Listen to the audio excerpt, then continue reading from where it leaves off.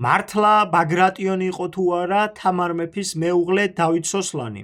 ამ ვიდეოში დასაბუთებულად ვისაუბრებ იმაზე, თუ როგორ გასცა პასუხი ამ ისტორიულ გამოცანას გენეტიკურმა კვლევებმა. მე გიჩვენებთ მტკიცებულებას, რომ ბაგრატიონთა გვარი არასდროს გაწყვეტილა და დავით სოსლანის მეშვეობით სამეფო ტახტზე დინასტიის გენეტიკური ხაზი უცვლელად გაგრძელდა. საქართველოსა და სომხეთის სამეფო დინასტიების ისტორიული კვლევა ახალ ფაზაში შევიდა მას შემდეგ, რაც შესაძლებელი გახდა მათი მამაკაცური ხაზის, ანუ Y-დნეის გენეტიკური იდენტიფიცირება. სამეფო შტოების ანალიზმა აჩვენა, რომ როგორც სომეხი ბაგრატუნები, ისე ქართველი ბაგრატიონები ეკუთვნიან იშვიათ და სპეციფიკურ Q1 ჰაპლოჯგუფს. ეს მონაცემები გადამწყვეტ როლს თამაშობს დავით სოსლანის წარმომავლობის საკითხში და საბოლოოდ ამტკიცებს, რომ დინასტიური წყვეტა თამარ მეფის ეპოქაში არ მომხდარა. გენეტიკური კანონზომიერების თანახმად Y ქრომოსომა მამიდან ვაჟზე გადადის უცვლელად, რაც მას დინასტიურ პასპორტად აქცევს. კვლევით შემდეგი სურათი იხატება. ბაგრატუნების შტო ატარებს Q1b ჰაპლოჯგუფის უძველეს კოდს Q1b-L56-დან წარმოშობილ Q1b-Y14-76-87. ბაგრატიონების შტო დავით სოსლანამდე ატარებს იმავე ფესვის მქონე ქართული სამეფო სისხლისთვის დამახასიათებელ კოდს Q1b-Y91-205, რომელიც ასევე Q1b-L56-დან წარმოიშვა.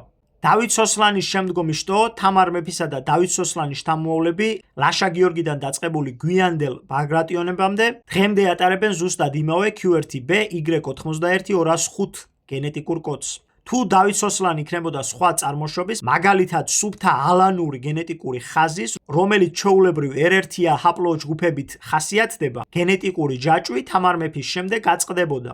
ლოგიკურია, თუ მამა დავით სოსლანი არ არის ბიოლოგიური ბაგრატიონი და ატარებს სხვა გენეტიკურ კოდს, ის თავის ვაჟს ლაშა გიორგის გადასცემს სწორედ ამ უცხო კოდს. შესაბამისად, ლაშა გიორგიდან დაწყებული ყველა შემდგომი მეფე იქნებოდა სხვა ჰაპლოჯგუფის მატარებელი.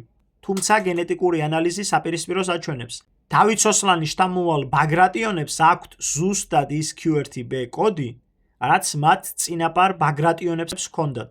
ეს ფაქტი მეცნიერულად ადასტურებს, რომ დავით სოსლანი თავად იყო ბიოლოგიური ბაგრატიონი, მან თავის შთამომავლობას გადასცა ის გენეტიკური კოდი, რომელიც მიიღო ბაგრატიონთა იმ შტოსგან, რომელიც ალანეთში იყო დამკვიდრებული. გენეალოგიური ხეკი ასეთია: გიორგი პირველი და მისი ორი მეუღლე ალდე და მარიამი, გიორგი პირველის და ალდეს ვაჟი დემეტრე, დემეტრეს ვაჟი დავითი, დავითის ვაჟი ათონი, ათონის ვაჟი ჯადარონი, ჯადარონის ვაჟი კი დავით სოსლანი.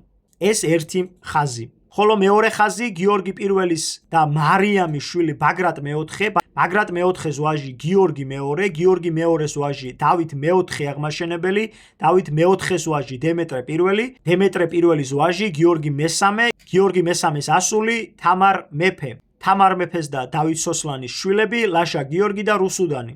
ლაშა გიორგის ვაჟი დავით ულუ, რუსუდანის ვაჟი დავით ნარინი. სწორედ დავით ნარინის შთამომავლები არიან იმერელი ბაგრატიონები G2A1 გენეტიკური კოდით. ანუ გამოდის, რომ დავით სოსლანს და თამარ მეფეს შორის 6 თაობაზე მეტი იყო დაშორება. მეცნიერება და ამ კონკრეტულ შემთხვევაში გენეტიკა წერტილს უსვამს ეჭვებს, დავით სოსლანი ბიოლოგიური ბაგრატიონი იყო. მისი გენეტიკური კოდი იყო Q1b. რაც შეეხება რუსუდანის შთამომავალ იმერელ ბაგრატიონებს, მათი გენეტიკური კოდი არის სუფთა ქართული. შესაბამისად, მისი მეუღლე იყო ქართველი.